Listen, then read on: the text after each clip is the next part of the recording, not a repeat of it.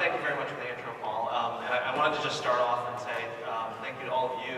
I can't tell you how important it is to the EMS community in San Francisco to have the support of the EMS community across the country and really across the world in dealing with a large event like this. And many of the other Eagles can really can also support that. That it's incredibly important to know that we are really part of a greater group in this. Okay, so on that note, let me tell you a little bit about our experience last July with the crash of Asiana 214.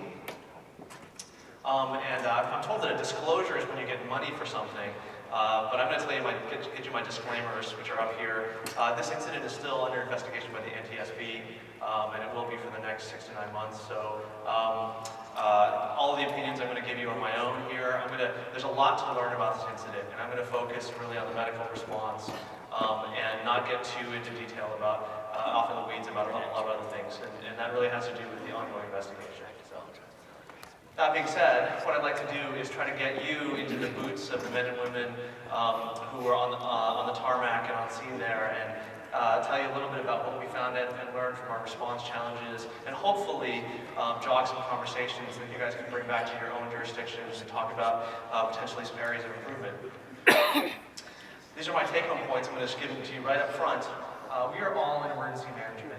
We know that for our patients, the worst days of their lives sometimes are Tuesdays, Wednesdays. And mass casualty events are things that we all do every day. It's really just a matter of scale. And that was really true on that day for us. But it's an important fact and principle to remember is that just as Jeff was saying before, it's really the basic and the fundamentals that are going to carry you through. And you have to really stick to your normal operations if possible, and you have to think very, very carefully if your MCI plans deviate from those. Conversely, you really want to bake those things into the recipe so that when you do have to go out of the ordinary, it's not something that's really unusual. It's Tuesday or Wednesday. We're doing this.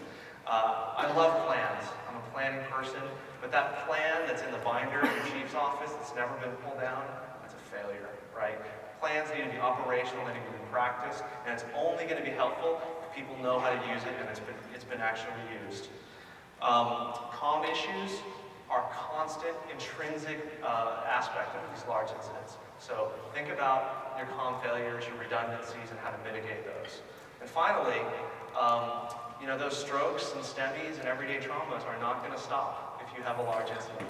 They're not going to just hold off. So we really owe it to the rest of our citizens to take care of them, even while we're managing some large-scale, high-profile incidents. Okay, this is what happened on July 6th.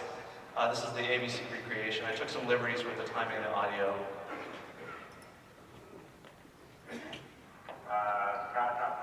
They are evacuated patients on the fly, and we have an unknown number of patients, unknown injuries at the time, and we're going to be using the north field, and it's going to be the north field entry, and again, it's a Boeing 777 countdown landing, and they are using flights from the airplane. There's going to be possible multiple patients unknown on injuries at this point. We'll update as we are following. So, again, this may be a good time to be thinking about Alaska, as Jeff brought up before. But if you're not able to use that sort of principle of disaster management, then you need to start thinking about other things. And this was the view from our responding units from the north. And this is what things looked like when they got on scene. So I'm going to show you some photos and some video that really just a handful of people have seen before, but I think it's really important to understand and kind of get in the feel of what people were experiencing that day. And this is one of those people. This is Mike Marsh. Mike is a paramedic and leader of one of the AMR strike teams in San Mateo. And many of you may know this already, but San Francisco International Airport is not actually in San Francisco. It's in San Mateo County. It's a little bit of an outgrowth of San Francisco City and County. We manage it, but we have our private partners who handle the transport aspect, and Mike is one of those. Back to what I was saying about normal operating procedures, you really want to have those baked in, and Mike and I had worked together on the World Series response a few years back. So when I saw him on scene there, a lot of my concerns had been immediately allayed. This is what people saw arriving.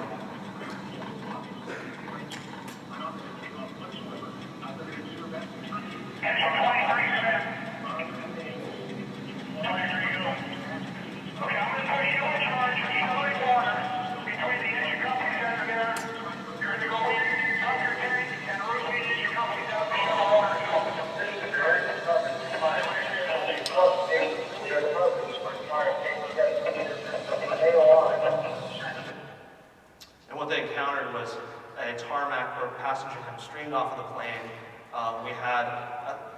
single area of casualty collection where triage was occurring, and groups were being sorted, and the immediate critical patients were being evacuated right then and there on the spot by some of the first units. These are some of the shots that passengers snapped coming off of the plane. Here's some from our responders. After we got the initial 48 or so criticals off of the tarmac, then we moved the remainder of the passengers over to a secondary casualty collection point where we had ongoing triage and observation and re-triage. And what we discovered were a lot of our walking wounded were actually very badly hurt, right? So we were able to prioritize them and stabilize them and move them out over the following hours. Here's the transport operation occurring from underneath Gate 91. And of course, all the local hospital MCI plans were activated. We moved the majority of our patients to south to the trauma center at Stanford Hospital and then north to San Francisco General. Here's the timeline, and what I want to point out here is really just that from the time the first units arrived on scene at 11:45 to the time that all of our passengers were off the tarmac was about 78 minutes, 80 minutes. And that's one of the benchmarks we were looking at our performance of actually extricating people out of the immediate vicinity. I mentioned communications. This is a vast issue, and we're still trying to tease apart some of these, but it's very difficult to assess people who have just run off of a burning plane, and English is not their primary language, right? So this was an ongoing challenge, and it continued throughout their care.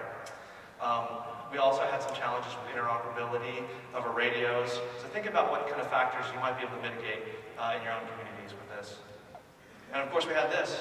This was a Samsung executive who got off the plane, turned back with this, I assume, Samsung phone, snapped this and tweeted it. This is some of the first information that we got and the world got about the crash. So overall, there were 307 passengers, 179 of them were transported to area hospitals. We went to 4 counties in the surrounding areas, went to 11 hospitals. And the distribution aspect of this was very challenging as well. I mean, we had really 2 competing forces. One, we wanted to get people to appropriate specialty care and definitive treatment, but we also needed to spread it around in the region so one hospital wasn't overwhelmed in particular. So that was a challenge. And finally, I'm talking a little bit about system impact. I mean, you might think a little bit about how you might look back on an incident like this and ask yourself, was it a successful incident? I personally think that our jobs as emergency responders and emergency management is really mitigating the emergency, right? So one of the things we looked at is how was the rest of the system affected? We brought in extra units, we brought people off just to support the rest of the system. And this is one of our operational dashboards. You can see right there, there's the massive peak at 11 o'clock. It just kind of keeps going up. But then you look at the rest of the day, and you actually look at our unit hour utilization. I mean, this was a 1 standard deviation day.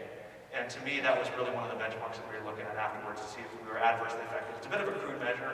There's a lot more that goes into this, but we really were happy with that. And finally, these were 2 amazing women who were on scene here. This is Malia Goudreau and Carla Louie. And I put this up just to kind of remind all of us that this can happen anywhere, anytime. And echoing some of the prior comments, these 2 women were on a scheduled BLS transport from Signature Field just north of the airport when suddenly a police vehicle roared around, pulled them onto the tarmac, and they were some of the first people to actually initiate care. Because of their baseline training, because of the equipment that they had at their disposal, they were able to really rapidly set up triage and treatment operations there. So that was really kind of amazing aspect. So finally, again, our jobs as emergency responders is to mitigate the emergency. So let's make sure that our MCI plans and our operational things actually incorporate that into the plan and if you will, blunt the inflammatory reaction that we have as a system. Okay, it's in our patient's best interest for that. Make sure that you have functional plans, anticipate your comm issues, and of course don't forget everybody else that you have to take care of simultaneously. Thank you very much. I'll take any questions that you have.